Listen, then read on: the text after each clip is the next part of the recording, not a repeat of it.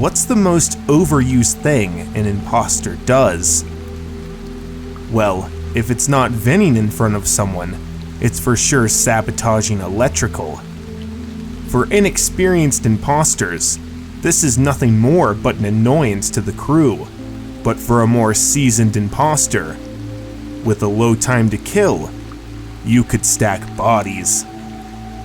I just didn't know that those bodies would be literal.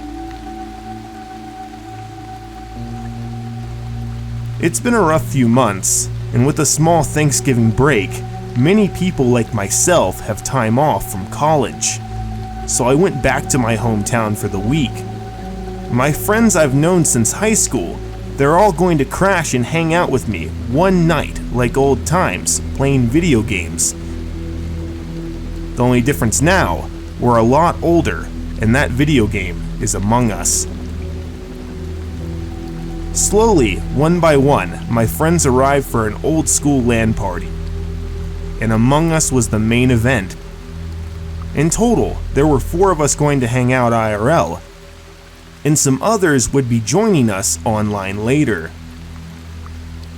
My parents were nice enough to leave me their house while they went to visit my aunt and uncle out of state.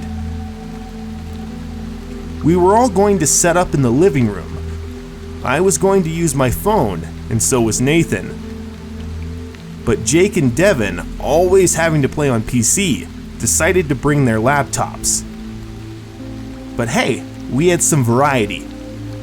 And that's the joy of cross-platform gaming.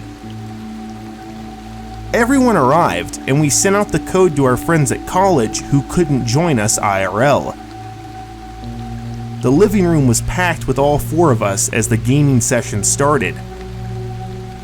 To make the game more interesting and way more tense, there was only one imposter.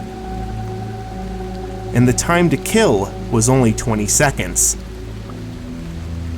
By luck, the very first game, I was the imposter. All of us were joking already and asking each other if one of us was the imposter. And you best believe it was hard to keep a straight face lying to them. I just hope they won't rat me out when I kill them. One by one, I hunted them down, being careful to split my kills up. I didn't want to stack my IRLs and risk being exposed, so I left them for last. I was able to sabotage something after sabotaging O2. I wasn't able to land a kill on anyone in the room. I needed to split them up. I needed to sabotage electrical. As soon as I was able to do so, my house's power shut off. I heard a loud thud, followed by another. When the lights came back on, Jake and Devin were dead. I didn't think, there was no time, I just reacted. I know it wasn't me. All the doors were locked. "Nathan!" I yelled. "Why? Why did you kill them?" Nathan looked at me for a moment, and he looked just as shocked as me. He then accused me of killing them instead. This was just like Among Us now. We both pulled out our cell phones and a fight broke out. I wasn't going to let him call the cops and me take the blame for this.